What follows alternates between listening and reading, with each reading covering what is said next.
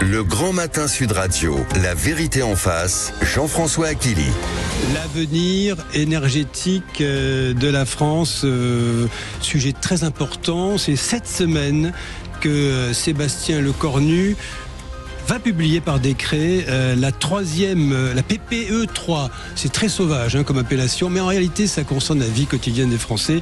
La troisième programmation pluriannuelle de l'énergie, grosso modo la feuille de route énergétique de la France pour les 10 ans qui viennent. Je résumerai la chose en disant, et j'ai mes invités qui sont présents, je vais vous les présenter, plus de nucléaire, plus d'éolien offshore et moins d'éolien terrestre, ou du moins on va augmenter la puissance du parc qui existe. Est-ce que ce sont des bons choix? Est-ce que la France produit trop d'électricité? Pour en débattre, nous sommes avec vous, Henri Vallard. Bonjour. Bonjour. Vous êtes ancien directeur général de l'ANDRA. L'ANDRA, c'est l'Agence nationale des déchets radioactifs. Et vous publiez chez Fayard, dans la série Enquête, Mensonges d'État, imposture écologique. Vous nous direz ce que vous pensez des choix énergétiques de la France, tout comme vous, Cédric Philibert. Bonjour et bienvenue. Bonjour. Vous êtes, chercheur associé à l'IFRI, l'Institut français des relations internationales, ancien analyste à l'Agence internationale de l'énergie, et vous-même, vous avez publié Climat, les énergies de l'espoir au petit matin. Messieurs, j'ai l'impression que je suis cerné, que j'ai le nucléaire d'un côté et les renouvelables de l'autre. Je ne sais pas si je suis un peu schématique. Je commence par vous, Cédric Philibert.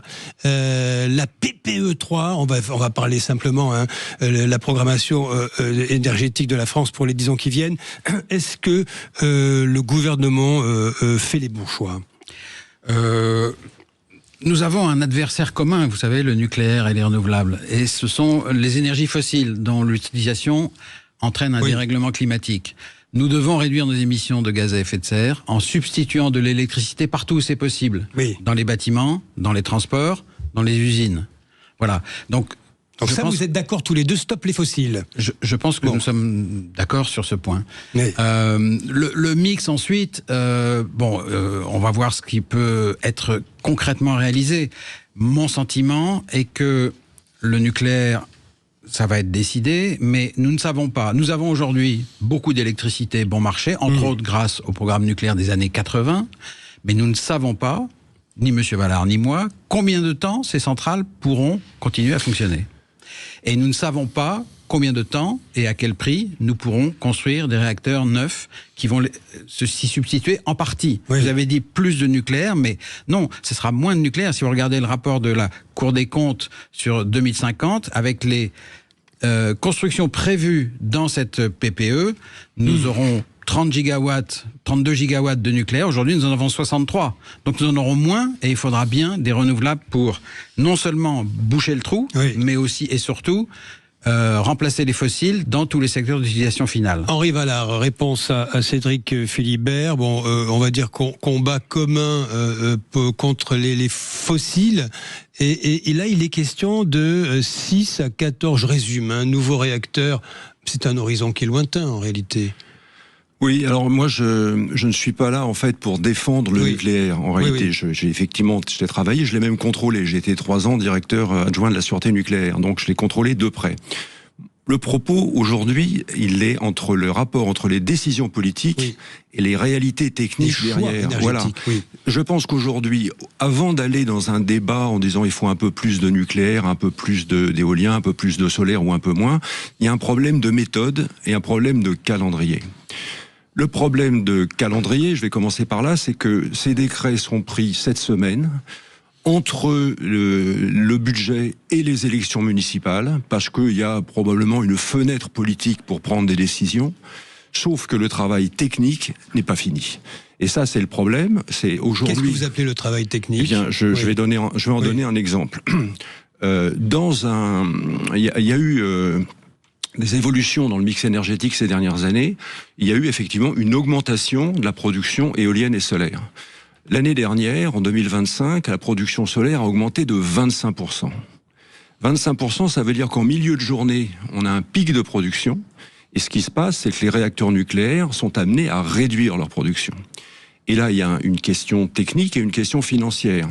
Ce qui est très intéressant, c'est qu'en fait, il y a aujourd'hui une analyse technique qui est conduite par EDF, dont le rapport n'est pas encore public, dont les conclusions ont plus ou moins fuité, et ça devient une habitude, c'est-à-dire que les rapports techniques sont soit classés confidentiels défense, soit ignorés, et pire, parfois, on assiste, vous avez rappelé mon livre au début, on assiste à une succession de mensonges d'État sur le sujet. Donc c'est plus un problème de méthode aujourd'hui et de transparence que d'aller directement dans le choix, un peu plus de nucléaire, un peu plus de solaire, etc. Et quand vous dites, et je donne la parole à Cédric Philibert pour vous répondre, quand vous dites les pics, la gestion, il y a une forme de, il y a la modulation, voilà, également. Alors dans le passé, il y avait au départ, les réacteurs nucléaires sont faits pour fonctionner à puissance constante. C'est comme ça qu'ils fonctionnent dans la plupart des pays du monde. La France, quand elle a développé son parc, parce qu'elle avait un parc important, a développé ce qu'on appelait le suivi de charge, c'est-à-dire qu'on avait des variations relativement modérées et assez lentes de la production. Ça a déjà pris des années d'études et de justifications, y compris auprès des autorités de sûreté, sur la durée de vie des matériels, pour approuver ça. On a changé d'échelle.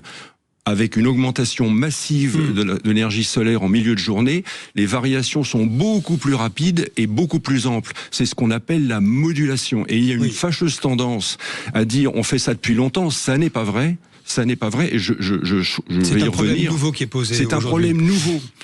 Cédric Philibert, que répondez-vous à Henri Vallard ? Alors d'abord, moi je suis pas l'État, donc je suis pas le Premier ministre, pas encore. Donc voilà, je vais juste dire que la PPE, elle était légalement due il y a déjà 2 ans. Donc elle est plutôt pas en avance, elle est plutôt pas mal en retard, et ça devient très gênant pour l'ensemble. François Bayrou en a bloqué pour l'ensemble des agents l'activation, parce que il n'est pas le premier. Pas le premier. Ben non, ça devait être là depuis 2 ans. Oui. Bon, donc voilà, la PPE va être indispensable pour continuer le développement. Pourquoi ce développement, entre autres des renouvelables, est absolument nécessaire pour électrifier le pays. Nous ne pouvons pas rester l'arme au pied à attendre, parce que les études, on en fera et on en fait encore. Il y a des gens qui sont payés à l'année pour ça et qui auront encore des études à faire sur la modulation, sur les effets de la modulation, etc. Moi, je crois que je comprends la notion de cloche solaire, hein, le fait que le solaire, ça produit surtout de 8h à 16h. D'ailleurs, si vous regardez les prix spot de l'électricité, vous constatez dès aujourd'hui que ce sont les heures où les prix sont les plus bas. Il faut tirer parti de cette opportunité. Il faut développer l'électricité, mais en même temps, il faut développer la flexibilité. Il y a beaucoup de choses à faire pour amener les agents économiques, les particuliers, les collectivités locales, les entreprises, les transporteurs, à utiliser au maximum l'électricité en milieu de journée et en milieu de nuit, c'est-à-dire quand elle est pas chère, soit qu'elle est solaire dans la journée, souvent éolienne et nucléaire dans la nuit, et puis à éviter de consommer trop d'électricité aux 2 heures de pointe du matin, aux 3 heures de pointe du soir. Voilà, il faut avancer là-dessus. On avance doucement là-dessus. Vous savez que dans le tarif réglementé, il y a des heures pleines, des heures creuses. On va les déplacer. On va mettre 3 heures creuses, en milieu de journée. Ça va donner aux gens l'incitation qu'il faut essayer de consommer en milieu de journée plutôt qu'aux heures de pointe. Il faut aller beaucoup plus loin dans ce domaine. Il y a beaucoup de... L'électrification va entraîner avec elle beaucoup de flexibilité. Prenez vos voitures électriques. C'est des batteries, ça va être un support extraordinaire pour augmenter les renouvelables dans le système. Vous savez, on dit toujours les renouvelables, le problème c'est qu'elles sont intermittentes et donc il n'y a pas de stockage. Mais ils vont avoir une quantité gigantesque de stockage dans nos voitures. Et si nous donnons aux gens des bons signaux pour charger en milieu de journée, à leur bureau, à leur usine, à leur université. Le stockage peut se faire notamment dans la mobilité, dans les véhicules. Mais bien sûr, ça va être un outil ça peut être massif. Ça va être un outil puissant de flexibilité. Absolument. Henri Vallard, sur ce que soulignait Cédric Philibert, c'est-à-dire il faut avancer, c'est-à-dire que faire des études c'est bien, mais peut-être de manière un peu plus, on va dire, empirique. Les choix peuvent se faire, c'est quand même compliqué parce que c'est quand même des choix gigantesques sur une décennie qui sont opérés. Exactement, c'est pour ça qu'il faut quand même éviter la précipitation. Pourquoi le Premier ministre précédent, François Bayrou, n'avait pas signé ces décrets ? C'est pas pour des raisons politiciennes, c'est pour des raisons techniques et économiques. Il y avait un rapport qui est sorti, qui a fuité d'ailleurs après du mois de juillet d'un des analystes techniques, le haut-commissaire à l'énergie atomique, qui avait mis en garde sur un certain nombre de sujets difficiles.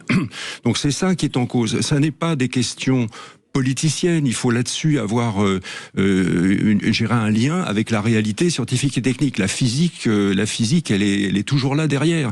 Donc on ne peut pas dire des choses et après ça ne se passe. Rappelez-vous le plan hydrogène. Oui. Le plan hydrogène, c'était magnifique. On devait faire beaucoup d'hydrogène. Il y a des faillites et on n'y arrive pas. Pourquoi ? Un peu aux oubliettes. Hein. Bah oui, mais parce que les réalités techniques ont été oubliées. La quantité d'électricité qu'il aurait fallu et le coût de cette fabrication hydrogène ont créé aujourd'hui un certain nombre de désastres. Prenez par exemple le cas de Belfort, qui devait avoir des bus à hydrogène, mais ils ont abandonné les projets. Donc il faut faire attention à ce que l'idéologie ne prenne pas le pas sur la réalité scientifique et technique. C'est pour ça que je dis qu'il y a un problème de méthode. Alors sur la question du calendrier, aujourd'hui, la France exporte à peu près 20% de sa consommation.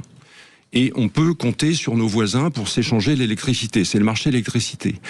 La consommation électrique en France aujourd'hui, elle est de 6% inférieure à ce qu'elle était en 2019. Vous voulez dire quoi, que nous sommes en surcapacité, en surproduction ? Alors on peut dire ça comme ça. Et on est tout à fait d'accord. Pour le climat, il faut consommer moins de gaz et moins de pétrole et plus d'électricité. Sauf qu'on a de la marge, même dans les scénarios de RTE, le réseau technique de l'électricité, de transport d'électricité les plus ambitieux. On a une croissance de 2,6% de la consommation d'électricité par an. Donc on a de la marge pendant plusieurs années. Il n'y a pas de raison de se précipiter. Pourquoi ? Parce que ça pose des problèmes techniques et parce que ça coûte cher. Alors sommes-nous en surcapacité ? Qui va payer ce vaste plan d'électrification ? Ça fait très 19e siècle hein, comme expression en France. Et la politique dans tout ça, quand elle s'en mêle, est-ce que nous nous précipitons ? Je vous poserai ces 3 questions, messieurs. Vous restez avec nous, c'est la pause. Pour la suite de La Vérité en face sur ce plan pluriannuel de l'énergie qui fait débat, qui arrive comme ça là entre l'apport et le fromage. On se demande s'il y avait matière à se précipiter à l'activer ou fallait-il attendre le débat de 2027. À tout de suite, il est 9h43 pour la suite de La Vérité en face. Le Grand Matin Sud Radio, La Vérité en face. Jean-François Achilly. L'énergie en France, les 10 ans qui viennent, les panneaux solaires, les éoliennes, les centrales nucléaires, avec Henri Vallard, ancien directeur général de l'Agence nationale des déchets radioactifs, et Cédric Philibert, vous êtes chercheur associé à l'Institut français des relations internationales et ancien analyste à l'Agence internationale de l'énergie. Il y a ces questions qui sont posées, on va les faire très courtes pour ceux qui nous écoutent, et le sujet est passionnant. Cédric Philibert, est-ce que nous sommes, je rebondis sur ce que disait Henri Vallard, est-ce que nous nous précipitons aujourd'hui ? Est-ce que nous sommes en surcapacité de production électrique ? Souvenez-vous, le déclenchement de la guerre en Ukraine, on nous avait dit cet hiver, c'est fini, il faudra couper les lumières, il va falloir couper le chauffage, etc. Alors, et c'est fini tout ça. Vous faites bien de le rappeler, c'est-à-dire que en 2022, on a eu d'une part la guerre en Ukraine avec ses répercussions sur le gaz évidemment et le pétrole, et en même temps 20 réacteurs nucléaires français qui ont été arrêtés pour réparation. Maintenance, oui. Nos réacteurs ont 40 ans d'âge moyen. Dans le monde, il y a aujourd'hui un peu plus de 400 réacteurs en fonctionnement. Il y en a plus de 200 qui ont été arrêtés. Et ils ont été arrêtés à un âge moyen entre 30 et 50 ans, pour des tas de raisons très diverses. Bon. Parfois politiques, parfois par des accidents, parfois il y en a 5 qui ont été détruits par des accidents, parfois ils ont été arrêtés simplement parce que ça devenait trop cher de continuer à les entretenir. Là, on sait que pour entretenir notre parc et espérer le faire durer jusqu'à l'âge de 60 ans, ça va coûter environ 100 milliards d'investissement. Donc c'est pas rien. Je dis pas qu'il faut pas le faire, c'est une opportunité économique de le faire. Mais on ne sait pas à l'avance qu'on va réussir et qu'on va tous les prolonger jusqu'à 60 ans. Aucun réacteur dans le monde n'a fonctionné 60 ans jusqu'à présent. Les 2 plus vieux, ils sont encore en service, ils ont fonctionné 57 ans jusqu'à maintenant. Donc il y a un gros point d'interrogation. Pareil pour le nucléaire neuf, il y a un gros point d'interrogation. Vous avez vu pour l'EPR de Flamanville qu'on a mis 12 ans de plus que prévu, que le budget est passé de 3,5 milliards à 20 milliards à peu près. Donc il y a aussi un point d'interrogation. Et il faudra construire. Donc moi, si la décision est prise, j'espère qu'elle aboutira et que ça se passera dans les délais et dans les coûts. Mais c'est très difficile d'en être sûr et certain. Henri Vallard, là-dessus. Je vous laisse finir peut-être. Henri Vallard, réagissez, c'est intéressant. C'est bien pourquoi il ne faut pas lâcher prise sur les renouvelables. Voilà. Oui. Alors, je pense qu'aujourd'hui, c'est une question de rythme. On est aujourd'hui largement surcapacitaire. Vous parliez de 2022. En 2022, c'était un crash test en réel. On a tenu, pourquoi ? On a moins produit, effectivement, mais on avait le secours des réseaux de nos voisins. Donc, et des renouvelables. Donc, oui, mais on avait le mix intérieur et le secours de nos voisins. Mais les renouvelables, ils étaient plus petits en 2022. Par exemple, le solaire, il était nettement moins grand, déjà. Bon, puisqu'il a cru de 25% en un an. Donc, en fait, ce qui se passe aujourd'hui, c'est que on confond les différentes échelles de temps. Oui, les réacteurs nucléaires, ils ont une durée de vie dans la plupart des pays du monde, ils sont en train d'augmenter. Aux États-Unis, ils sont en train de passer à 60 ans, voire 80 ans. Pourquoi ? Parce qu'on change plein de matériel, en réalité. Bon. C'est vrai qu'il faut, à l'échéance de 2050, être capable de tenir la route. Mais les renouvelables ont en fait un avantage, c'est qu'ils se déploient assez rapidement. Donc on a aujourd'hui une surcapacité, on est tranquille pour 5 à 10 ans. Donc, quand il s'agira de préparer 2050, en 2040, on peut dire, écoutez, là, on voit effectivement que la consommation monte et on va pouvoir ajuster. Peut-être, à ce moment-là, forcer le trait sur les renouvelables ou forcer le trait sur les nucléaires. Bon. Mais aujourd'hui, il n'y a aucune raison de se précipiter. Pas de précipitation. Voilà, pourquoi ? Parce qu'en fait, ça pose des problèmes techniques, c'est la modulation, et ça pose des problèmes financiers considérables.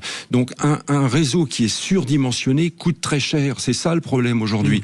On est très endetté, on ne peut plus se le permettre. Et c'est pour ces raisons, encore une fois, techniques et financières, que la PPE n'a pas été promulguée il y a quelques mois, et qu'il serait, à mon avis, tout à fait, moi je trouve tout à fait aberrant, que entre le budget et les municipales, on la promulgue. Ça n'a aucun sens. Cédric Philibert, je vous vois réagir. Vous n'êtes pas d'accord ? Il n'était pas urgent de ne pas se hâter ? Non, mais c'est jamais le bon moment pour prendre une décision, parce qu'il y a toujours d'autres choses qui vont arriver, il y a toujours des élections, il y a toujours de nouvelles études qui vont sortir, il y a l'étude RTE, l'actualisation de l'étude Futur énergétique 2050, c'est à la fin de l'année, et puis il y aura d'autres études qui seront entreprises. Donc, c'est jamais le bon moment pour prendre une décision. C'est comme pour le changement de mode de scrutin, c'est jamais le bon moment, parce qu'il y a toujours une élection à venir, et on le fait, voilà.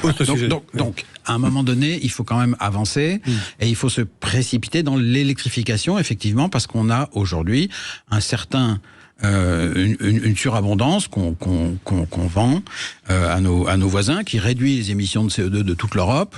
Donc c'est pas si pire que ça. Il y a quelques heures avec des prix négatifs, et il y a quelques moments où on module le nucléaire et les renouvelables d'ailleurs, parce que tout ce qui est d'une certaine puissance, on peut également réduire l'injection, et on le fait couramment, y compris pour laisser fonctionner les centrales nucléaires, parce qu'on peut pas les moduler tant qu'on veut. Donc tout ça se fait, mais on n'est pas à l'abri d'une surprise. On n'est pas tranquille pour 5 ans ou 10 ans, pas du tout. On ne sait pas ce qui peut se passer demain dans nos centrales. Henri Ballard. Alors je ne dis pas qu'il faut rien faire, il faut forcer sur l'électrification. Mais regardons sur l'électrification. On parlait des voitures électriques. Qu'est-ce qui s'est passé sur l'électrification ? On lance le leasing social annoncé en 2024, lancé le 1er janvier 2024, arrêté 6 semaines après. Cette mesure, c'était pour permettre aux foyers modestes de s'équiper en location longue durée d'une voiture électrique. En quelques mois, on fait 50 000 dossiers et on consomme 650 millions d'euros. Ce chiffre est important parce qu'on va le comparer à d'autres. C'est l'écologie intermittente et rationnée. C'est-à-dire qu'on dit aux catégories les plus modestes du pays, voilà, vous pouvez changer votre voiture électrique pendant 6 semaines et après on arrête. Qu'est-ce qu'on a fait ? On a arrêté cette aide à l'électrification pendant 18 mois. En mars 2024, en mars 2025, on s'aperçoit que les voitures électriques, ça n'augmente pas. On dit, tiens, on va peut-être relancer la machine. En septembre, on relance la mesure avec un soutien qui est divisé par 2. Et on dit il y aura 50 000 dossiers. Donc on a aujourd'hui une écologie intermittente à l'égard des catégories populaires. MaPrimeRénov', c'est pareil. Il s'agissait d'installer dans des pompes à chaleur. Eh bien, qu'est-ce que c'est MaPrimeRénov'? Mais on n'a même plus besoin d'en parler. Tout le monde connaît 25 variantes, des interruptions. Un coup, ça va trop lentement. Un coup, ça va trop vite. Rien n'est fait pour aider les Français à s'équiper. Et je termine juste sur un point. C'est pire que tout. Ça devait normalement être budgété dans le budget de l'État. C'est passé comme un financement dans les certificats d'économie d'énergie. Vous nous dites qu'il faut poser les politiques publiques. Et il faut qu'elles soient stables, que les Français puissent se l'approprier. C'est la première priorité. Aider l'électrification des usages. Aujourd'hui, de l'autre côté, sur les énergies renouvelables aujourd'hui, comme on en a trop, il faut dire 2 mots du mécanisme financier, les dépenses sont très importantes. Et c'est ça qui coince. Cédric Philibert, quand vous évoquez les 100 milliards de l'entretien du parc existant nucléaire, plus toutes les sommes, vous évoquez ça, Henri Ballard, à l'instant, il faut financer tout ça. Qui paye? Est-ce que c'est le budget général de l'État lissé sur des décennies? Est-ce que ce sont les entreprises, parce qu'il faut qu'elles soient plus vertueuses, ou est-ce que c'est le contribuable à travers la facture électrique. Alors donc à travers la facture électrique, c'est l'usager de l'électricité qui paye essentiellement son électricité. Les renouvelables se financent fondamentalement avec de l'argent privé. Oui. Mais il y a un cadre de rachat et de complément de rémunération quand le prix de marché auquel ils vendent l'électricité tombe au-dessous d'un certain niveau qui est négocié à chaque fois par un appel d'offres concurrentiel. Donc, il y a une aide publique de quelques milliards d'euros. Le nucléaire va se financer beaucoup plus largement sur fonds publics parce que les banques ne veulent pas prêter d'argent au nucléaire vu les risques sur les délais et les coûts et les risques de non-achèvement. Donc, si on parle de préserver l'argent public, on est quand même beaucoup plus à l'aise avec les renouvelables qui sont ensuite payés avec la facture d'électricité par les consommateurs d'électricité qu'avec le nucléaire. Voilà la réalité. Henri Valland là-dessus. Alors, je ne vais pas entrer dans un débat financement public renouvelable entre les grandes infrastructures publiques comme les barrages et les centrales nucléaires, puisque l'État est totalement, EDF est totalement public. C'est quand même une question que tout le monde se pose. Hein. On peut en parler, mais c'est un débat à plus long terme. C'est-à-dire qu'effectivement, est-ce qu'on met sur le même plan des grandes infrastructures publiques ou qui appartiennent à l'État, comme les barrages qui durent très longtemps et les centrales nucléaires qui durent 60 à 80 ans, ou les parcs éoliens et photovoltaïques qui durent 20, 30 ou 40 ans, il faut les renouveler. Bon, je ne vais pas entrer dans ce débat où si vous voulez, on ira, mais c'est un autre sujet. Voilà. Alors, en revanche, je voudrais parler d'argent. L'argent de 2026. C'est très simple. Rappelez-vous, vous disiez qui paye. C'est à la fois le consommateur dans les factures, mais c'est aussi le contribuable. Je donne un exemple très simple qui date du mois de janvier. Au mois de janvier, le gouvernement annonce une baisse de 500 millions d'euros des factures d'électricité par la baisse d'une des taxes qui composent la facture d'électricité. 500 millions d'euros. Oui. De même temps, qu'est-ce qui se passe? Vous venez de l'évoquer, les énergies renouvelables sont financées de la façon suivante. On a des appels d'offres qui garantissent pour l'avenir un prix à ces opérateurs. Donc c'est en quelque sorte, les Français achètent à terme de l'électricité aux opérateurs renouvelables. Et quand le prix est au-dessus, eh bien ça va vers l'État. Quand le prix est en dessous, c'est l'État qui paye. On a, en cumulé, payé à peu près 40 milliards quand même de soutien depuis le début de cette affaire. Donc oui, ça c'est depuis 2003. Mais je vous donne les chiffres de 2026. Dans 2025 à 2026, le coût est passé de 6,9 milliards en 2025 à 8,3 milliards en 2026. Donc on dit d'un côté, on baisse la facture de 500 millions, mais de l'autre côté, les impôts augmentent de 1,4 milliard. Aujourd'hui, il n'y a pas comment voulez-vous après qu'il n'y ait pas une crise de confiance, qu'il n'y ait pas des protestations, parce qu'évidemment les gens finissent par s'en apercevoir. Allez, c'est le mot de la fin, de crise de confiance. Vous êtes d'accord aussi là-dessus Pour le grand carénage du nucléaire existant et le nucléaire neuf, on va multiplier ça par 10. Allez, bon, vous voyez, voilà. C'est un débat qui arrive là, entre effectivement un budget et des élections municipales. Peut-être aurait-il mérité quelque chose de plus large, de plus vaste, de plus tranquille, on va dire. Hein. C'est pas le moment. C'est pas le moment. Voilà. Et puis un débat qui arrive, c'est 2027, l'élection présidentielle, et évidemment ces questions énergétiques reviendront au tout premier plan. Merci messieurs. Merci, je rappelle. Merci Henri Valard, ancien directeur de l'Agence nationale des déchets radioactifs, auteur de Mensonges d'État, imposture écologique chez Fayard. Et merci à vous également, Cédric Philibert. Vous êtes chercheur associé à l'IFRI, ancien analyste à l'Agence internationale de l'énergie, et vous signez Climat, les énergies de l'espoir au petit matin. Et bonjour à vous et bienvenue Christine Bouillot. Débat à suivre. Quels sont-ils avec vous sur Sud Radio? Alors, on va parler dans un instant avec nos débatteurs de cette bombe à fragmentation, toujours l'affaire Epstein, avec une affaire qui concerne surtout et uniquement les États-Unis. C'est ce que dit Emmanuel Macron, mais certains demandent qu'il y ait une enquête côté français, puisque beaucoup disent que Jeffrey Epstein n'a pas pu être un pédocriminel à mi-temps. Que s'est-il passé notamment au 22 avenue Foch, dans cet appartement de 800 mètres carrés? Et puis le chômage qui malheureusement repart à la hausse. C'est une mauvaise nouvelle pour notre économie.